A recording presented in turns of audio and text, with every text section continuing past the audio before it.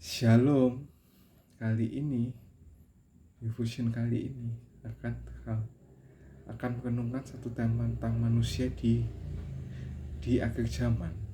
Terutama gimana sih keadaannya orang Kristen pada zaman itu. Pertama kita baca di 2 Timotius 3 ayat 1 sampai yang ke-9. Ketahuilah bahwa pada hari-hari terakhir akan datang masa yang sukar. Manusia akan mencintai dirinya sendiri dan menjadi hamba uang. Mereka akan membual dan menyombongkan diri. Mereka jadi pemfitnah. Mereka akan berontak terhadap orang tua dan tidak tahu terima kasih, tidak mempedulikan agama, tidak tahu mengasihi, tidak mau berdamai, suka menjelek-jelekan orang, tidak dapat menegakkan diri, garang, tidak suka yang baik, suka mengkhianat, tidak berpikir panjang, belagak tahu, lebih menuruti hawa nafsu daripada menuruti Allah. Secara lahiriah, mereka menjalankan ibadah mereka, tapi pada hakikatnya mereka memungkiri kekuatannya. Sebab di antara mereka terdapat orang-orang yang menyelundup ke rumah orang lain dan menjerat perempuan-perempuan yang lemah, yang syarat dengan dosa, yang dikuasai dengan hawa nafsu, berbagai-bagai nafsu, yang walaupun yang selalu ingin diajar, namun tidak pernah mengenal kebenaran. Sama seperti Yanes dan Yambres pada saat zaman Musa dulu, demikian juga mereka menentang kebenaran. Akan mereka bobrok dan iman mereka pasti tidak tahan uji.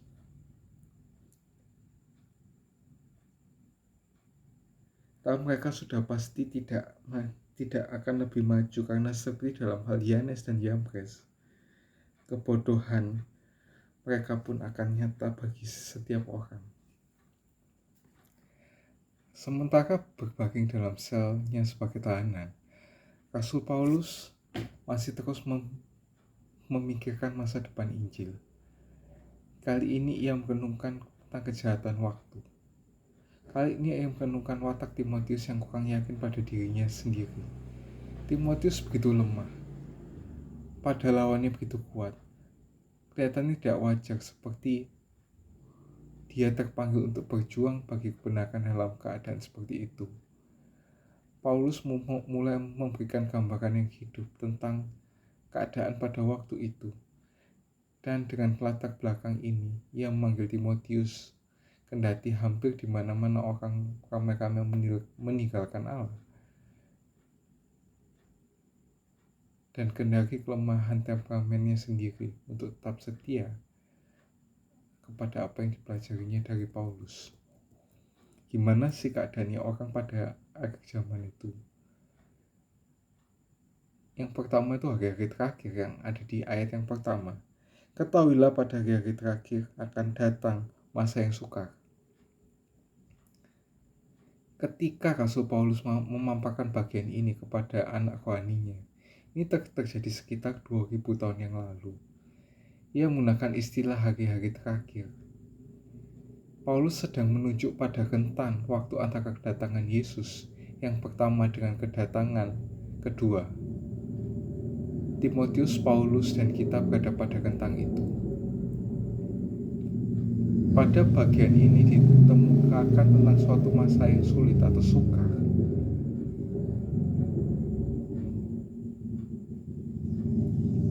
Dalam bahasa aslinya, itu memiliki arti sukar atau berat yang di dalamnya tergantung pengertian berat untuk dipikul. Seperti apa kesakitan fisik atau mental juga berat untuk dihadapi, ganas, berbahaya, penuh ancaman.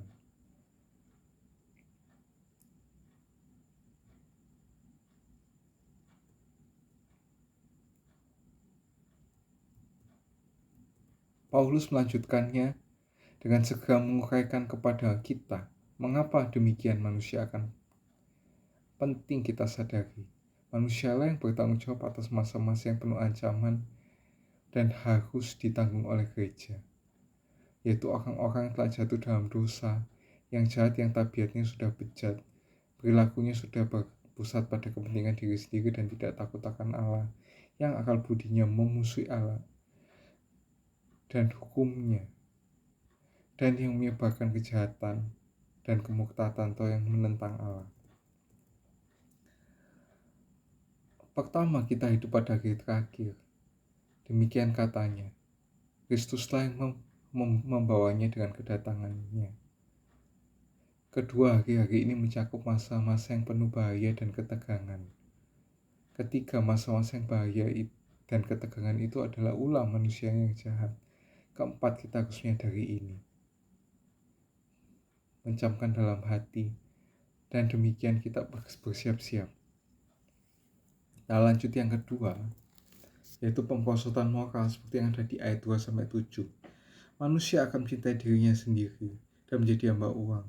Mereka akan membual dan menyombongkan diri. Mereka akan menjadi pemfitnah. Mereka akan berontak terhadap orang tua dan tidak mau berterima kasih, tidak mempedulikan agama, tidak tahu mengasihi, tidak mau berdamai, suka menjelek-jelekan orang yang tidak mengekang diri. Garang tidak suka yang baik, suka mengkhianat, tidak berpikir panjang, berlagak tahu, lebih menuruti hawa nafsu daripada Allah. Sekali lagi yang mereka menjalankan ibadah mereka, tapi pada hakikatnya mereka mengkiri kekuatannya. Jauhlah mereka itu, sebab di antara mereka terdapat orang-orang yang menyelundup rumah orang lain dan menjerat perempuan-perempuan lemah yang saya katakan dosa dan dikuasai oleh berbagai-bagai nafsu, yang walaupun selalu ingin diajar, namun tidak dapat pernah mengenal kebenaran. Paulus membukakan keadaan manusia di akhir zaman di mana manusia mengalami penurunan kualitas moral dalam hidupnya. Manusia mengalami degradasi moral yang saking mengerikan, kemerosotan yang sangat menyenggangkan, menyebabkan hal seperti itu semakin tampak semakin jahat. Dan memang itu fakta yang kita baca di Alkitab. Tapi itu juga fakta yang terjadi di sekitar kita. Artinya Alkitab tidak meleset ketika membicarakan apa yang telah terjadi. Sekalipun Alkitab telah dituliskan kurang lebih 2000 tahun yang lalu. Makanya sampai sekarang tuh Alkitab tuh relevan. Relevan berarti bisa dipakai sampai sekarang. Walaupun secara budaya sudah beda. Nah, karena itu, apa yang dikatakan di Alkitab itu bukan prediksi ataupun ramalan, tapi sungguh-sungguh menjadi sebuah penggambaran tentang kebenaran yang Allah katakan pada manusia. Sehingga Allah penguasa dunia dan mencipta dunia itu mengatakan kebenaran, maka kebenaran itu tidak dapat ditelan oleh waktu, tapi justru akan nyata dalam waktu. Tidak terbantah oleh penjelasan waktu. Tapi dalam kenyataannya makin hari makin sukar. Jadi moralitas mengalami degradasi yang sangat mengerikan, kemerosotan yang sangat menakutkan. Sehingga ini menjadi suatu tungkikan yang sangat tajam, menukik ke bawah kepada kehancuran. Contohnya apa? Sekarang ada beberapa hal-hal yang dunia yang dulu disebut dosa, sekarang disebut sebagai hak asasi manusia. Seperti contohnya LGBT itu. LGBT dulu dianggap sebagai penyakit jiwa, tapi sekarang dianggap sebagai hak untuk memilih. Jadi kayak setiap orang dianggap punya hak untuk menikahi siapa saja tanpa memikirkan jenis kelamin atau memikirkan apapun itu. Lalu contoh yang berikutnya, ada kawin cerai yang dulu dianggap nggak baik, dianggap aneh. Tapi sekarang nggak nyaman sedikit sama suami, nggak nyaman sedikit sama istri, cerai, sudah.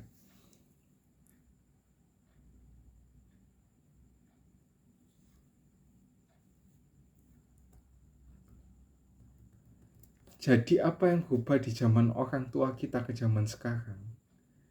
Yang berubah itu kita, bukan kebenarannya. Sehingga kebenaran yang dulu tegas dan jelas, yang bisa diterima orang dalam kualitas hidup di masa lalu, masa sekarang orang tidak bisa terima karena dianggap menjadi sesuatu yang menghambat untuk menuju ke kiri dan ke kanan. Padahal memang harusnya gitu. Mana boleh firman itu dikurangi, tapi sebaliknya tidak boleh ditambahkan, katakan aja apa adanya.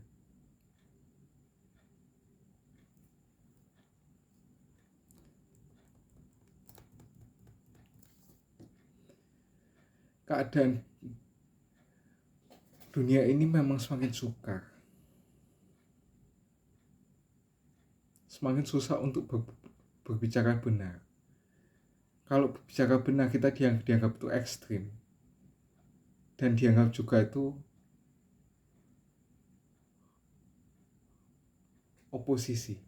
Dulu kalau misal anak di contohnya itu ya, dulu pada zaman 80-an, 90-an, ya bagi orang yang kelahiran 80-an, 90-an pasti mengerti lah. Pasti orang sama juga awal 2000-an, pasti orang tuanya bilang diem ya diem, duduk ya ya duduk. Tapi kok sekarang malah banyak alasannya, malah melawan. Kita malah yang sekarang malah lebih banyak kompromi. Kita sudah terlalu biasa mendengar kata-kata yang kompromi, sampai kata-kata yang tegas tidak lagi disukai. Lalu kita menganggap itu salah, padahal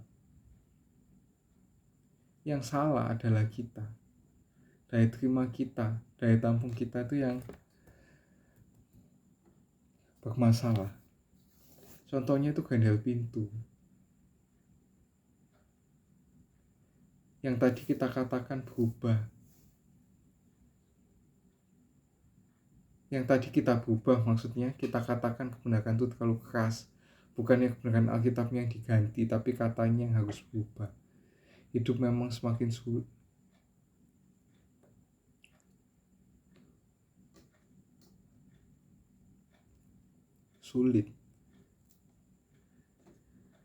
Menyatakan kebenaran semakin berat karena kita sudah terbiasa dengan basa-basi. Kayak gandal pintu, awalnya gampang dipasang tapi lama-lama susah. Sehingga kebenaran pun disebut sebagai basa-basi, sebagai lelucon. Lebih banyak menyukai yang tidak menyukai daripada yang menyukai. Sehingga kata-kata langsung dianggap bermartabat dan tidak santun. Sekarang banyak orang mengatakan kebenaran secara belak-belakan karena dibilang savage, dibilang ekstrim kanan kiri, dibilang kolot dan sebagainya, dibilang close minded. Ya terlebih sekarang kita itu tinggal di dunia yang sangat-sangat relatif itu, yang nggak tahu kebenaran, nggak tahu apa dan sebagainya. Tapi sebenarnya kebenaran itu akan tetap. Nah contoh lagi, kalau orang ditegur salah, kalau ditegur dulu itu menunduk ya, minta maaf. Tapi sekarang malah marah-marah balik. Kan ada yang berkata memang salahku, tapi cara negurnya jangan gitu. Udah tahu salah, negurnya tapi malah nyalain orang.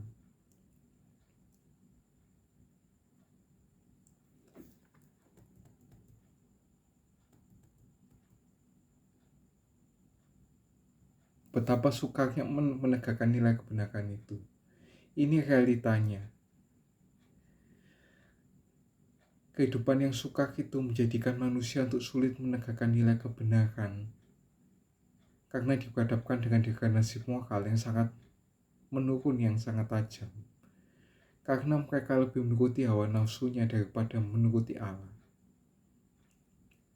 Namun akan kelihatan aneh bagi dunia ini karena masih ada orang seperti kita yang mau tetap berpegang pada kebenaran Injil dan nilai-nilainya. Sehingga tidak heran banyak orang sudah mulai memodifikasi kebenaran Injil sehingga bisa diterima sebagai akal kita, maksudnya akal akali itu bukan baterai ya,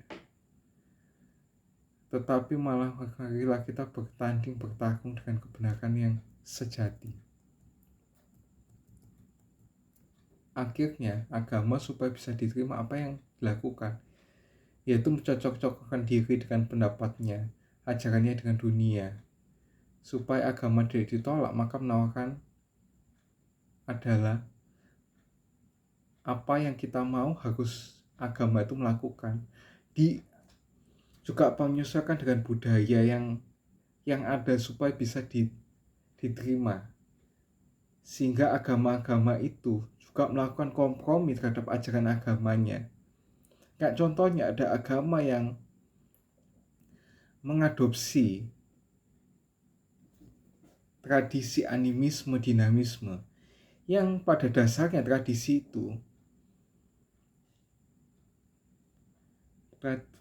itu jelas-jelas itu memuja roh jahat, memuja setan, memuja iblis. Tapi apa? Diganti seakan-akan apa?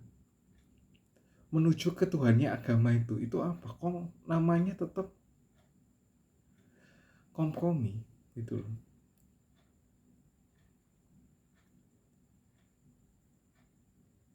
Jadi tidak lagi khotbah sangkal diri, pikul salib, ikut Yesus, ajakan model begini tuh gak bakal laku. Apalagi di dunia kayak sekarang. Di dunia kayak sekarang mungkin yang lebih laku secara marketing gereja ya. Kayak gereja gimana cara menyembuhkan orang secara cepat, kayak gimana menyelesaikan masalah dengan cepat, hidup tanpa masalah itu gimana. Lebih banyak orang suka itu. Orang kan muak mendengarnya Tuhan. Ya kalau yang diajarkan itu tentang pikul salib, Injil, dosa dan sebagainya. Tapi Tuhan Yesus katakan serigala itu punya liang, burung di udara punya sarang, tapi anak manusia tidak punya tempat untuk meletakkan kepalanya. Ayo, kalau kita mau jujur, marilah kita menjaga nilai-nilai Injil tetap hidup dalam diri kita. Yang ketiga, tugas orang percaya.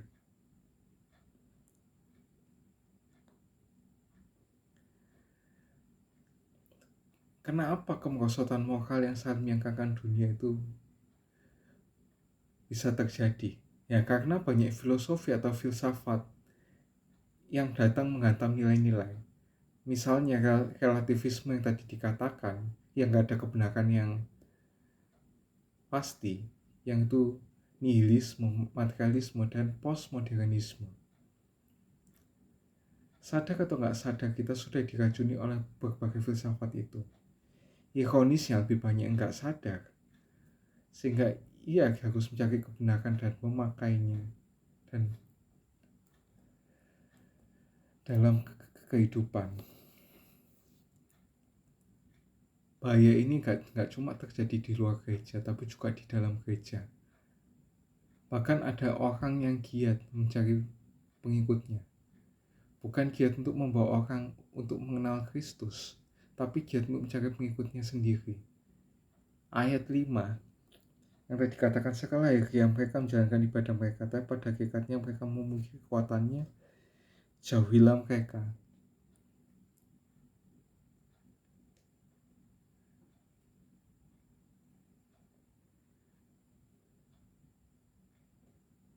Mereka menjegat orang-orang lemah, dikuasai nafsu, walaupun sering diajak tidak pernah melakukan kebenaran. Orang seperti ini akan lebih mudah ditipu oleh orang yang mengatasnamakan diri rohani. Nah, bahaya di sekitar kita ini, marilah kita jeli dan melihat hidup kita dengan sadar. Hanya ada satu cara bagaimana kita bisa melewati masa yang berbahaya bagi keselamatan kita, bagi keluarga kita, persekutuan kita, dan gereja kita, yang hidup dipimpin roh, yaitu dipimpin oleh roh, sehingga kita bisa memproduksi buah roh di zaman yang jahat ini. Berbahagialah bagi siapa orang yang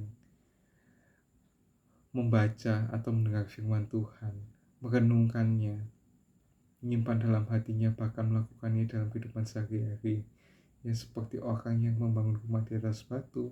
Apabila ada angin yang menerjangi, rumah itu tidak akan roboh. Jangan lupa like, subscribe, dan share jika kalian tertarik dengan konten ini. See you.